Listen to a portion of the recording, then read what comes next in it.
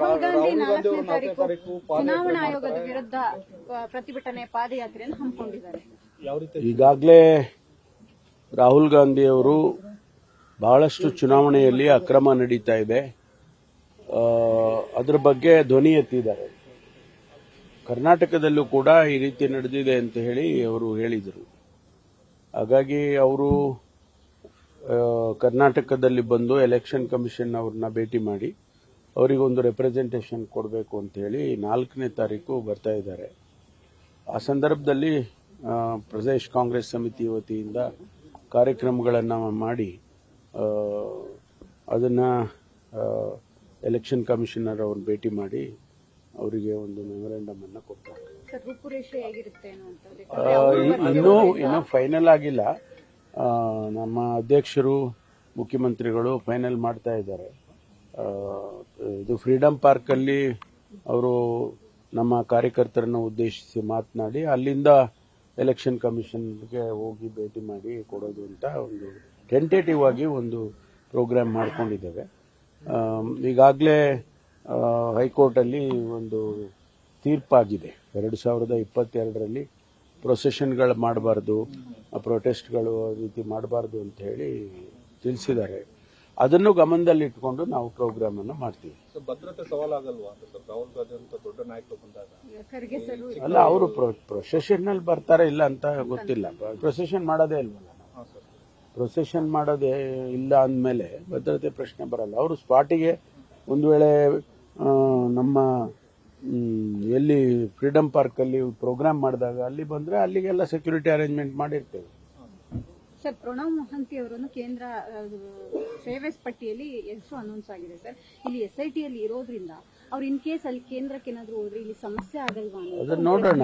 ಒಂದು ವೇಳೆ ಆ ರೀತಿ ಇದ್ರೆ ಅಲ್ಲಿದ್ಕೊಂಡು ಇಲ್ಲಿ SIT ಮಾಡಬಹುದಾ ಅಥವಾ ಅವರನ್ನ ಬದಲಾಯಿಸಬೇಕಾ, ಅದನ್ನ ನಾವು ಚರ್ಚೆ ಮಾಡ್ತೀವಿ. ಒಂದು ವೇಳೆ ಕಾನೂನು ಚೌಕಟ್ಟಿನಲ್ಲಿ ಅಥವಾ ನಿಯಮದ ಪ್ರಕಾರ ಅವರು ಅಲ್ಲಿದ್ರೂ ಕೂಡ ಇಲ್ಲಿ SIT ಮಾಡಬಹುದು ಅಂತ ಆಗೋದಾದ್ರೆ ಕಂಟಿನ್ಯೂ ಮಾಡ್ತೇವೆ. ಇಲ್ಲ ಬದಲಾಯಿಸಬೇಕು ಅನ್ನೋದಿದ್ರೆ ಅದೇ ಹಂತದ ಅಧಿಕಾರಿ ಯಾರನ್ನಾದ್ರೂ ಕೂಡ ನೇಮಕ ಮಾಡ್ತಾರೆ ಸರ್ಕಾರ.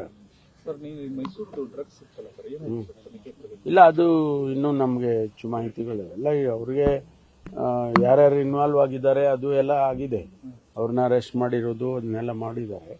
ಬಟ್ ಅವರು ಅಲ್ಲಿ ಬಾಂಬೆ ಪೊಲೀಸ್ನವರು ಅವ್ರದ್ದು ಅರೆಸ್ಟ್ ಮಾಡಿ ಅವರು ಅಲ್ಲೇನೆ ಅರೆಸ್ಟ್ ಮಾಡಿರೋದಕ್ಕೆ ನಮಗೆ ಲೀಡ್ ಸಿಕ್ಕಿ ಅವ್ರು ಬಂದಿರೋದು. ಹಾಗಾಗಿ ಅವರು ತನಿಖೆ ಮಾಡ್ತಾ ಇದ್ದಾರೆ.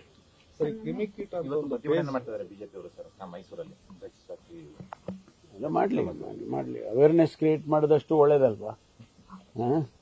ಸರ್, ಈಗ ನಿನ್ನೆ ನಡೆದಂತಹ ಸಭೆ ಒಂದಿಷ್ಟು ಚರ್ಚೆ, ಪರ ವಿರೋಧ ಎಲ್ಲವೂ ಕೂಡ ಚರ್ಚೆ ಆಗಿದೆ. 2 ವಿಚಾರ, ಒಂದು ತುಮಕೂರು ಹಾಲು ಒಕ್ಕೂಟ, ಮತ್ತೊಂದು ಹೇಮಾವತಿ ಲಿಂಕ್ ಏನಾದ್ರು ಕೂಡ ಒಂದಿಷ್ಟು ಮಾತಿನ ಚಕಮಕಿಗಳು ನಡೆದಿದೆ. ಯಾಕಂದ್ರೆ ನಮಗೆ ಬೇಕು ಬೇಡ ಅನ್ನುವಂತಹದ್ದು ಏನಾಯ್ತು ಸರ್? ನಿಮಗೆ ಒಂದು ಅರ್ಥ ಮಾಡ್ಕೊಳ್ಳಿ, ನೀವು ಶಾಸಕರ ಅಭಿಪ್ರಾಯಗಳು ಒಂದೇ ಇರಬೇಕು ಅಂತ ನೀವು ಎಕ್ಸ್ಪೆಕ್ಟ್ ಮಾಡಬಾರ್ದು. ಯಾರೇ ಆಗಲಿ ಜನಸಮುದಾಯದಲ್ಲಿ ಅವರವರಿಗೆ ಅಭಿಪ್ರಾಯಗಳು ಬೇರೆ ಬೇರೆ ಇರುತ್ತೆ. ಅದಕ್ಕೊಂದು ಪ್ಲಾಟ್ಫಾರ್ಮ್ ಬೇಕಲ್ವಾ ಅದನ್ನು ಹೇಳೋದಕ್ಕೆ. ಮುಖ್ಯಮಂತ್ರಿಗಳು ಕರೆದಾಗ ಅದೊಂದು ಪ್ಲಾಟ್ಫಾರ್ಮ್ ಸಿಕ್ಕತ್ತೆ. ಆಗ ಅವರ ಅನಿಸಿಕೆಗಳನ್ನ ಅಭಿಪ್ರಾಯಗಳನ್ನ ಅವರು ಅಲ್ಲಿ ಹೇಳೋದಕ್ಕೆ ಅದು ಒಳ್ಳೆಯ ಪ್ಲಾಟ್ಫಾರ್ಮ್. ಮುಖ್ಯಮಂತ್ರಿಗಳಿಗೆ ತಿಳಿಸೋದ್ರಿಂದ ಅನೇಕ ಸಮಸ್ಯೆಗಳು ಕೂಡ ಬದಲಾಗ್ತವೆ. ಈಗ ನಮ್ಮ ಜಿಲ್ಲೆದು ನೀವು ಹೇಳಿದಾಗೆ ಒಂದಿಷ್ಟು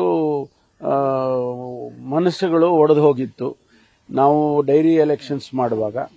ಅದು ಅವರಿಗೆ ಹೇಳೋದಕ್ಕೆ, ಮುಖ್ಯಮಂತ್ರಿಗಳಿಗೆ ಹೇಳೋದಕ್ಕೆ ಅಥವಾ ಅವರ ಅಭಿಪ್ರಾಯ ಹೇಳೋದಕ್ಕೆ ಒಂದು ಅವಕಾಶ ಬೇಕಲ್ಲ. ನಿನ್ನೆ ಅವರು ಎಕ್ಸ್ಪ್ರೆಸ್ ಮಾಡಿದ್ರು.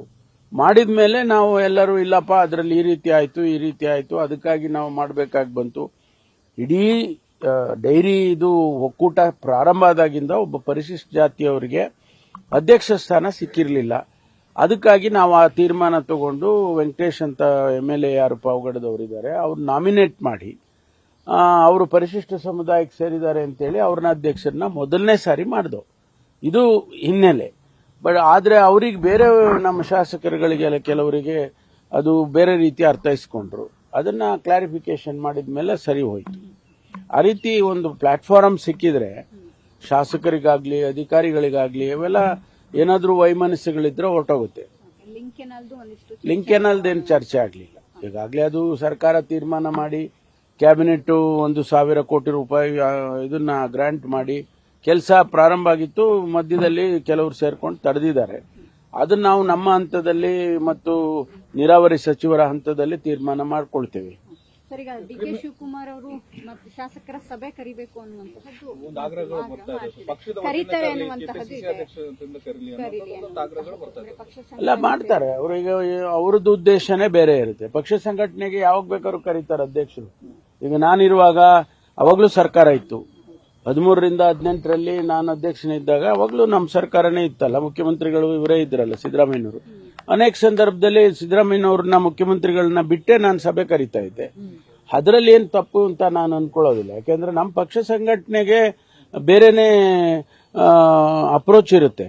ಅದನ್ನ ತಪ್ಪು ಅರ್ಥೈಸ್ಕೊಳ್ಬಾರ್ದು.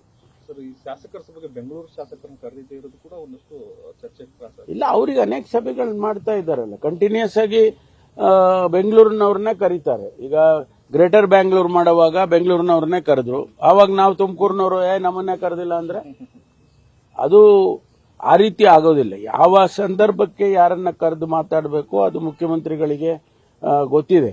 ಆ ರೀತಿ ಮಾಡ್ತಾರೆ. ಕ್ರಿಮಿಕೀಟ ಎಂಬ ಫೇಸ್ಬುಕ್ ಪೂಜಿಸೋದು ಕಾಂಗ್ರೆಸ್ ನಾಯಕರ ಅವಹೇಳನ ಮಾಡ್ತಾ ಇತ್ತು ಅಂತ ದೂರು ಬಂದಿದೆ ಸರ್. ಯಾವುದಕ್ಕೆ? ಕ್ರಿಮಿಕೀಟ ಅಂತ ಒಂದು ಫೇಸ್ಬುಕ್ ಪೇಜ್ ಅಂದ್ರೆ ಕಾಂಗ್ರೆಸ್ ನಾಯಕರ ವಿರುದ್ಧ ಆ ಪೇಜ್ ಅಲ್ಲಿ ಅವಹೇಳನಕಾರಿಯಾದ ನೋಡಿ, ಇಟ್ಸ್ ಎ ಫ್ರೀ ಸೊಸೈಟಿ, ಹೌದಲ್ವಾ?